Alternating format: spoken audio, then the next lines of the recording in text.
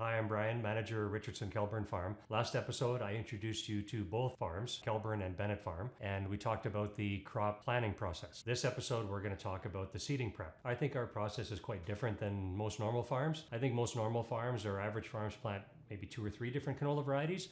We plant about 22, and that way we can compare how the new hybrids look compared to the standard checks. When we look at farm tours and farmers come through, they can look at how the new varieties compare to a variety they maybe have grown in the past or are very familiar with.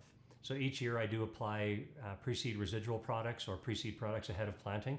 One of the products we use is an add-in to our glyphosate. It allows us to add a product that's a different group. Herbicide resistance has become a real issue in the past few years, so we want to be proactive and not reactive. One of the weeds that we're concerned with is water hemp. So these pre-seed products are applied just ahead of planting. Could be a day or two ahead depending on the weeds we're targeting. Basically when conditions are right, and if the weeds are there, then we will go out and apply a pre-seed. So both Richardson farms are sponsored by our equipment suppliers. Bennett Farm is sponsored by John Deere and Bourgault.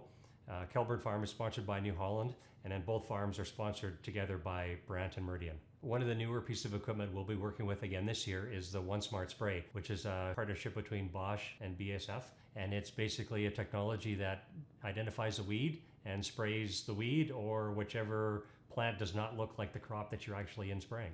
Using new equipment every year offers a new and fun challenge, I think. We get to gain that experience of working with new equipment, seeing how it works on farm, and then sharing that with farm customers or agronomists about how a new technology works. So every year we aim for seeding around May 1st. That's kind of the day I shoot for, but that's dependent obviously on weather conditions. So if soil conditions, that being moisture and temperature, are right, we could get planting the end of April, but normally it's usually the first week of May when we start planting. I rely on the students that I hire every year. There's a lot of training that goes involved. Understanding how we work together as a group safely is very important. So the next episode, we will be looking at the seeding process and how that all came together.